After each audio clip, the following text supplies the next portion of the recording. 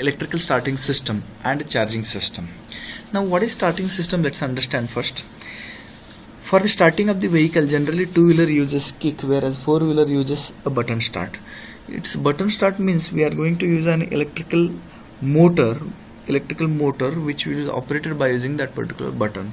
So generally for starting of the vehicle, what we want, you may be knowing from knowledge of internal combustion engine, we have to move the piston in upward and downward direction in the cylinder, so that there will be suction stroke, then compression stroke, and then there should be spark. Once spark has achieved, then the vehicle will get started.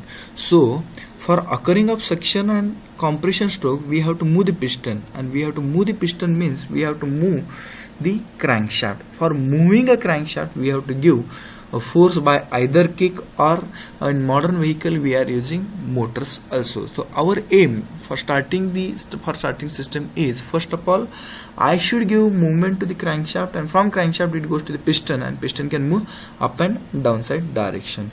So the motion to the crankshaft may be given manually by the kick or by the button start, but all modern kind of the vehicle, they are using a button start vehicle.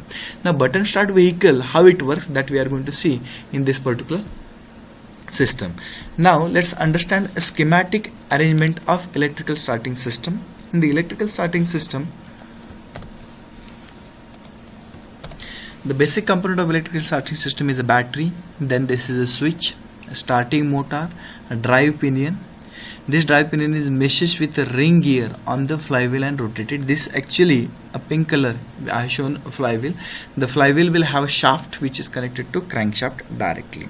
Okay, so I have to rotate a crankshaft means I have to rotate a flywheel. That is what my aim. And then this is a drive pinion. In this particular case, this switch is under the control of driver. This switch is under control of driver. So when drivers press this particular button for starting the vehicle, this will get on condition, and the electricity will be flowing from battery to starting motor. This starting motor is a special type of starting motor. General starting motor, we have seen that it gives a rotary output. Generally starting motor, it requires electrical energy as input, and output what we required is the mechanical energy.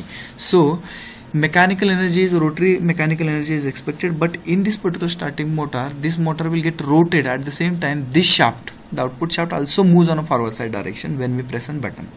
So that internal connection is made in such a way that when we press this particular button, this will start rotating about its center. At the same time, this will move on a forward side direction. When it moves on a forward side direction, it comes over the flywheel. Okay, now let's understand how it works. You have to remember that on this particular flywheel we are having a gear tooth which is having a same module as that of the drive pinion. When we press a button in a vehicle, when we press this particular switch, after pressing a switch, the electricity from the battery, it goes to the starting motor, and starting motor will get electrical connection. Once starting motor will get an electric connection, this drive pinion will move forward and engage with the flywheel. That is what we are written here, messes with the ring gear on the flywheel and rotate it.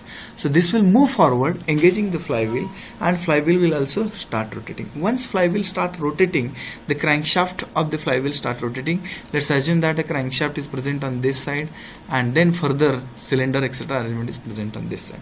So it will start rotating, and as it will start rotating, what happens? The engine will get start. Once engine gets start, then what we do, this particular switch we release it. Once we release it, the electricity given to the starting motor will be get discontinued, and as electricity given to the starting motor get discontinued, this particular drive pinion will come back and stop rotating. Once it come back, it will be get disengaged from the flywheel, and it will not also rotate about its center, and that's why it will become stationary. Once again, for the next time, when we press a button, again electricity given to this one, and when we give an electricity, it will move forward and also rotate about the center.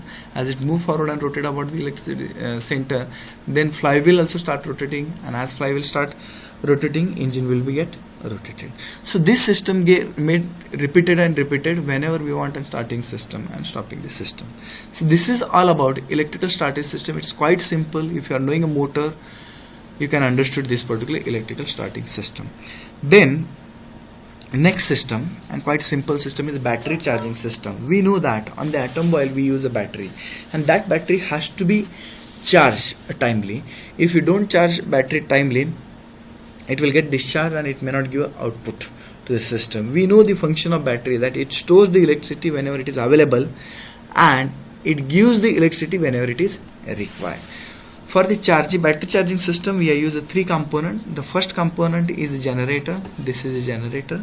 Second component is the regulator. This is the regulator. And third component is the battery. My aim for this particular system is to charge this particular battery. For the charging a battery, we have to supply electricity to this one. This another connection that grounded, it will come here and it will be engaged with this one. For the regulator, we are having a 3 connection: field connection, armature connection, and battery connection. So battery connection goes to the battery, the field connection goes to this one, and armature connection will go to the armature of the generator. You know the function of generator. Let's understand function of each component. What generator does, generator takes mechanical energy as an input and gives output as a electrical energy. So mechanical energy comes in and gives output as a electrical energy. This electrical energy which is coming outside is going to the regulator. The function of regulator is whatever electricity which is coming from a generator, it may not be in the required form. Required form means what? Voltage and current may not be in a required form. As voltage and current is not in a required form, that cannot be directly transmitted to the battery. So that has to be regularized. Irrespective of whatever the input, I required output in a monitorized way and in the given values only. So this regulator regulates that particular system. Then the battery, as I told you, the function of battery is what? We store the energy, electrical energy, and give us output. So how it works, when we make the switch on, after making switch on, the generator takes mechanical energy from the directly engine, because we are knowing of the atom boil, the device which produces mechanical energy is the generator. This generator generates the this generator takes the mechanical energy from the engine and gives output as a electrical energy. This electrical energy is given to the regulator. Regulator regulates this particular energy irrespective of input. The output value will be given a constant. This output value will go to the battery and battery will get charged continuously. Once it gets charged, there are some automatic switches, it becomes on and off. Once it gets charged, it will become off, and further charging or extra charging of the battery will be get avoided. Next time when it get discharged, once again we can make this switch on. Once it become on, again electricity will be given to this particular system. So this is a simple charging system which is used in atom boil system. Thank you very much.